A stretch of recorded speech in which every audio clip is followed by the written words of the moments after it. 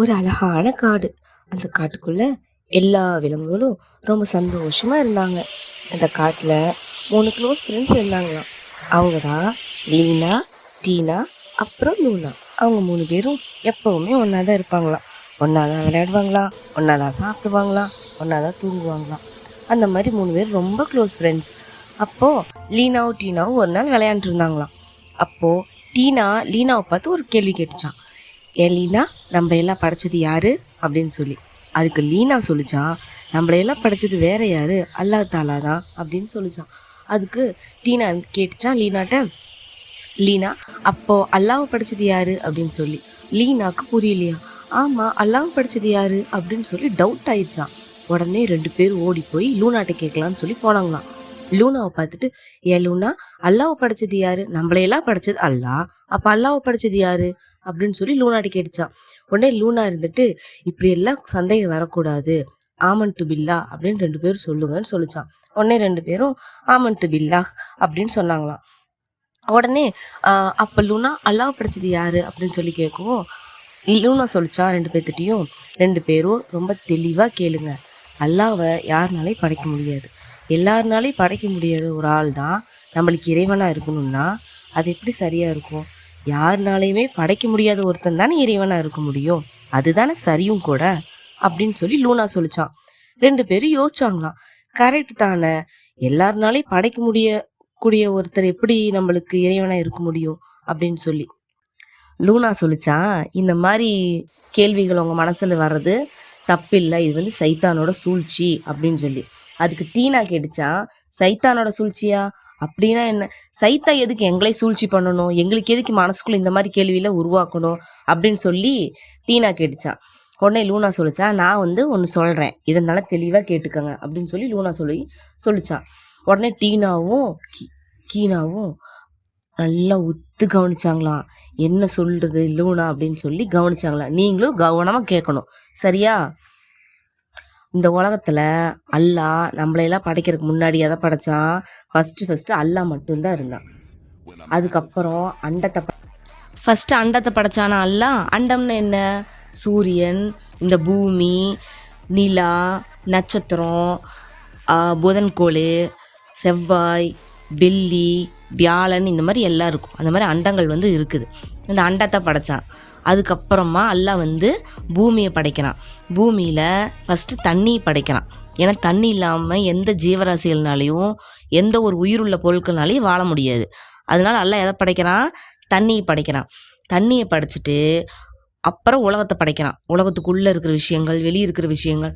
இப்போ மழை பெய்யுது, செடி வளருது இல்லையா? மழை எப்படி பெய்யுது? அல்லாஹ்வுடைய நாட்டம். அப்போ உலகம் ஆரம்பிச்சதுலேருந்து உலகம் அழியிற வரைக்கும், மறுமை நாள் வரைக்கும் என்னென்ன நடக்கணுமோ அது அத்தனை விஷயங்களையும் அல்லாஹ் வந்து படைச்சிடறான். ஃபஸ்ட்டு 6 நாள் படைக்கிறான். உலகத்தை எத்தனை நாள் படைக்கிறான்? 6 நாள் படைக்கிறான். 6 நாள் படைக்கிறான். அதுக்கப்புறம் அல்லாஹ்வோட அர்ஷு, அல்லாஹ் உட்காரக்கூடிய சேரு அதை வந்து அல்லாஹ் வந்து 4 நாள் படைக்கிறான்.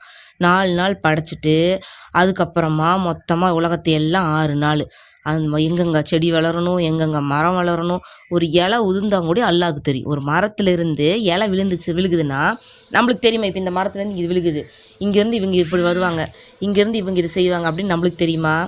நம்ம மனுஷங்க, நம்ம விலங்குகள், அப்போ நம்மளுக்கு தெரியாது. ஆனால் யாருக்கு தெரியும்? அல்லாஹ்க்கு தெரியும். ஏன்னா அவன் தான் அல்லாஹ், அதுதான் அல்லாஹ், அவன் தான் இறைவன். புரியுதா? அந்த மாதிரி வந்து அல்லாஹ்க்கு தான் எல்லா விஷயங்களும் தெரியும். அப்போ அல்லாஹ் வந்து எல்லாத்தையும் படைச்சிட்டான். 6 நாள் உலகத்தை படைச்சிட்டான், 4 நாள் அல்லாஹ்வுடைய அர்ஷை படைச்சிட்டான். படைச்சி முடிச்சுட்டு அதுக்கப்புறமா நம்மளோட ஹீரோ யார்? ஆதம் அலைஹிஸ்ஸலாம். அவங்க தான் ஃபஸ்ட்டு உலகத்தில் மனுஷங்க. அவர் தான் ஃபஸ்ட்டு நபியும் அவர் தான், ஃபஸ்ட்டு மனுஷனும் அவர் தான். அல்லாஹ் தாலா அவரை படைக்கிறான். அவரை எப்படி படைக்கிறான் அப்படின்னு சொல்லி பார்த்தோம்னா, இந்த உலகம் ஃபுல்லாக மலக்குமார்கள் அனுப்பிச்சு கொஞ்சம் கொஞ்சமாக மண் எடுத்துகிட்டு வாங்கன்னு சொல்ல எல்லா ஊர்லேயும். இப்போ இந்த உலகத்தில் எத்தனை மனுஷங்க இருக்காங்க? ஒருத்தர் வெள்ளையாக இருக்கார், ஒருத்தர் கருப்பாக இருக்கார், ஒருத்தர் குண்டாக இருக்கார், ஒருத்தர் ஒல்லியாக இருக்கார், ஒருத்தர் ரொம்ப கருப்பாக இருக்கார், ஒருத்தர் ரொம்ப வெள்ளையாக இருக்கார், ஒருத்தருக்கு முடி வெள்ளையாக இருக்குது, ஒருத்தருக்கு முடி கருப்பாக இருக்குது, ஒருத்தருக்கு ப்ரௌன் கலரில் இருக்குது, ஒருத்தருக்கு சுரட்ட முடி இருக்குது. இப்படி எத்தனை விதமான மனுஷங்கள் இருக்காங்க. அப்போது ஃபஸ்ட்டு மனுஷன்லேருந்தே எல்லோரும் வரணும் அப்படின்னு சொன்னால் வெவ்வேறு மாதிரி இருக்கணும்ல. அதனால் அல்லாஹ் வந்து உலகத்துலேருந்து எல்லா மண்ணையும் கலெக்ட் பண்ணிட்டு வர சொல்லியிருக்காரு. உடனே மலக்குமார்களும் போய் எல்லா மண்ணையும் கலெக்ட் பண்ணிட்டு வந்து அல்லாஹ்ட்ட கொடுத்துட்டாங்க. அல்லாஹ் என்ன பண்ணுறான், எல்லா மண்ணையும் எடுத்து ஒரே கையில் ஒரு புடி மண் எடுத்து ஆதம் நபியை உருவாக்கி அவர் வந்து உயிர் கொடுக்காம படுக்க வச்சிருக்கிறான். சைத்தான் வந்து பார்க்குறான். இப்லீஸ்லாம் யாரு? சைத்தான் வந்து பார்க்குறான்.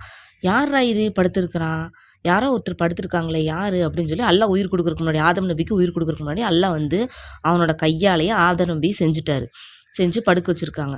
அப்போ இப்லீஸ் வந்து சுற்றி பார்க்குறான். பார்த்துட்டு அப்புறம் வந்து அல்லாஹ் வந்து ஆதம் நபிக்கு உயிர் கொடுத்துட்டு அவர் எந்திரிச்சு நிற்கிறாரு. எந்திரிச்சு நின்றோடனே அவருக்கு வந்து அல்லாஹ் தஆலா எல்லா விஷயங்களும் கற்றுக் கொடுத்துட்டான். இந்த உலகம் ஆரம்பத்திலிருந்து மறுமை நாள் வரைக்கும் என்னென்ன விஷயங்கள் நடக்கும், யார் வருவாங்க, என்னென்ன விஷயங்கள் நடக்கும், இந்த உலகம் எப்படி மாறும் அப்படிங்கிற எல்லா விஷயங்களையும் ஆதம் நபிக்கு அல்லாஹ் சொல்லி கொடுத்துட்டு அப்புறம் வந்து இப்லீஸையும் மலக்குமார்களையும் வந்து சஜ்தா பண்ண சொல்கிறான். யார் காலில்? ஆதம் நபியோட காலில். ஆதம் நபி காலில் விழுந்து சஜ்தா பண்ணு அப்படின்னு சொல்லி இப்லீஸ் சொன்னோன்னையும் சைத்தானுக்கு சரியான கோவம் வந்துருச்சு. சைத்தான் சரியான கோவப்பட்டு, யா அல்லாஹ், என்னை வந்து நீ நெருப்பில் படைச்ச, இவனை வந்து நீ களிமண்ணில் தானே படைச்ச, ஆதம் நபி எதில் படைச்ச? களிமண்ணில் படைச்ச. அப்போ களிமண்ணில் படைச்ச ஒரு மனுஷனை வந்து என்னை நெருப்பில் படைச்சிருக்கிற என்னை வந்து நீ வந்து போய் சஜ்தா பண்ண சொல்கிறையே அப்படின்னு சொல்லி அல்லாவை எதிர்த்து இப்லீஸ் பேசுகிறான். அப்போ அல்லாஹ் கோவம் வந்துருச்சு. என்னையவே நீ எதிர்த்து பேசுறியா? உன்னை படைச்சது யாரு? நான் தானே. அப்போ நான் சொல்கிறது நீ கேட்கணும்ல, சஜ்தா பண்ணு அப்படின்னு சொல்லி சொல்கிறான் நம்ம அல்லாஹ். உடனே இப்லீஸ் வந்துட்டு அல்லாஹ் முடியாது, அல்லாஹ் நான் பண்ண மாட்டேன்னு சொன்னோன்னே அல்லாஹ் கோவம் வந்து, அப்போ நீ சொர்க்கத்தில் இருக்காத, நீ வெளியே போ அப்படின்னு சொல்லி இப்லீஸ் துரத்தி விட்டானாமா.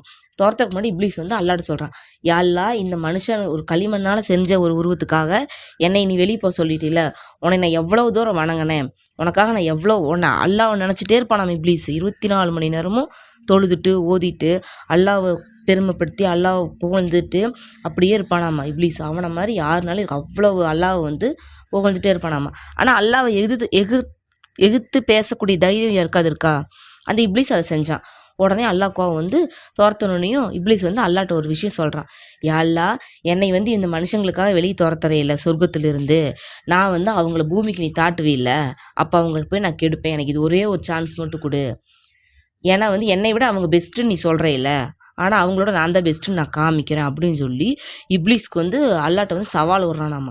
கேட்குறான். சவால் விட்றான்னு சொல்கிறத விட கேட்குறான் அல்லாஹ்ட்ட ஒரு ரிக்வெஸ்ட்டாக, எனக்கு வந்து இந்த ஒரு வாய்ப்பு கொடு, நான் என்னை சொர்க்கத்துலேருந்து விரட்டிட்டேன், இருந்தாலும் எனக்கு ஒரு வாய்ப்பு கொடு. இந்த மனுஷங்களில் ஒரு குறிப்பிட்ட தொகையினர், அதாவது வந்து கொஞ்சம் குறிப்பிட்ட பேர்த்த எல்லாத்தையும் வந்து என்னால் பண்ண முடியாது. ஏன்னா உன்னையவே நினச்சி வாழக்கூடியவங்களும் இந்த உலகத்தில் இருப்பாங்க.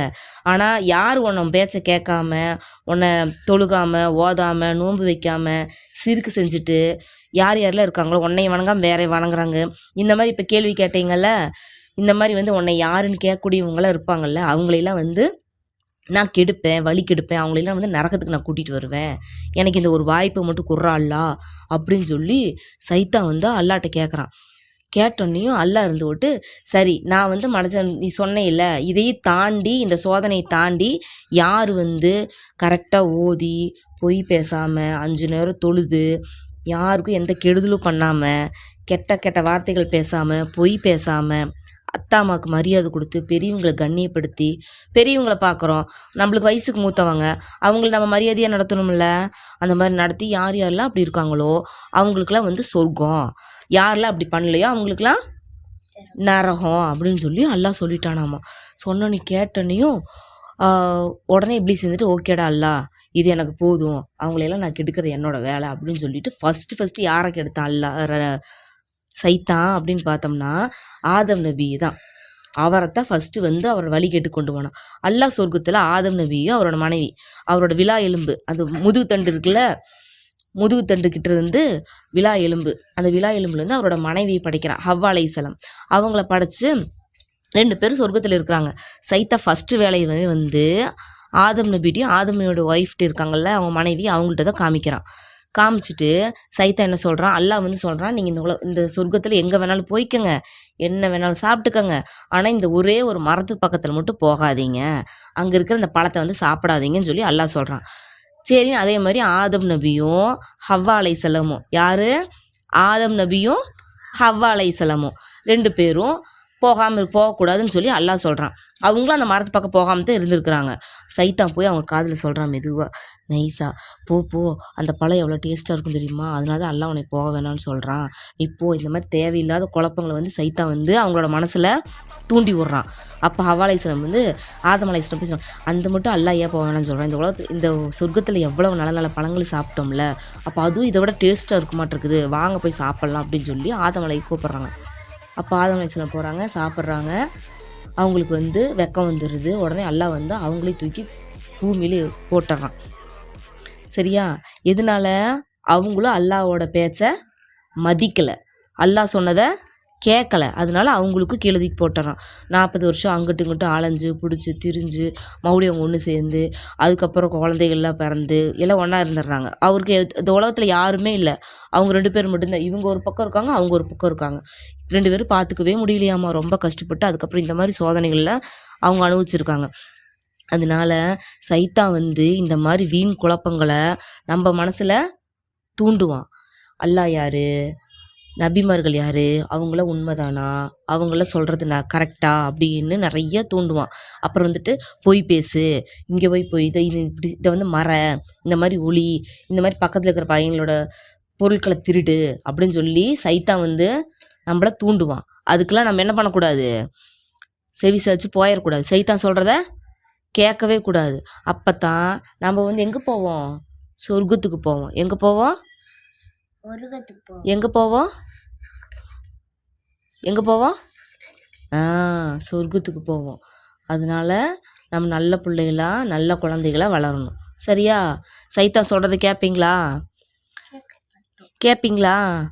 இந்த மாதிரி கேள்விகளும் கேட்கக்கூடாது. இந்த மாதிரி எண்ணங்கள், தப்பான எண்ணங்கள் வரும்போது என்ன சொல்லணும், ஆமன்ட்டு பில்லா, சைத்தான்றது அவுது பில்லாஹி மின சைத்தானி ரஜீம் பிஸ்மில்லாஹிர் ரஹ்மானிர் ரஹீம், சைத்தான்றது பாதுகாப்பு தாடா அல்லாஹ், இந்த மாதிரி நம்ம துவா செய்யணும். சரியா தங்கங்களா? சரி அப்படின்னு சொல்லி லூனா சொன்னோன்னையும் டீனாவும் கீனாவும் கேட்டுட்டு, ஓகே நாங்கள் இனிமேல் வந்து அல்லாவை சந்தேகப்பட மாட்டோம், நாங்கள் செஞ்சதுக்கு ஆமன்ட்டு பில்லா, அல்லாஹ் என்னை மன்னிச்சிடுடா அல்லான்னு சொல்லி அல்லாட்ட பாவம் மன்னிப்பு கேட்டு 2 பேரும் திருந்திட்டு கரெக்டாக தொழுது ஓதி துவா செஞ்சு கரெக்டாக எல்லா விஷயங்களும் செஞ்சு அல்லாஹ்க்கு அடிபணிஞ்சு நடந்தாங்களா? நம்மளும் அது மாதிரி நடக்கலாமா? நடக்கலாம். ஓகே. அஸ்ஸலாமு அலைக்கும்.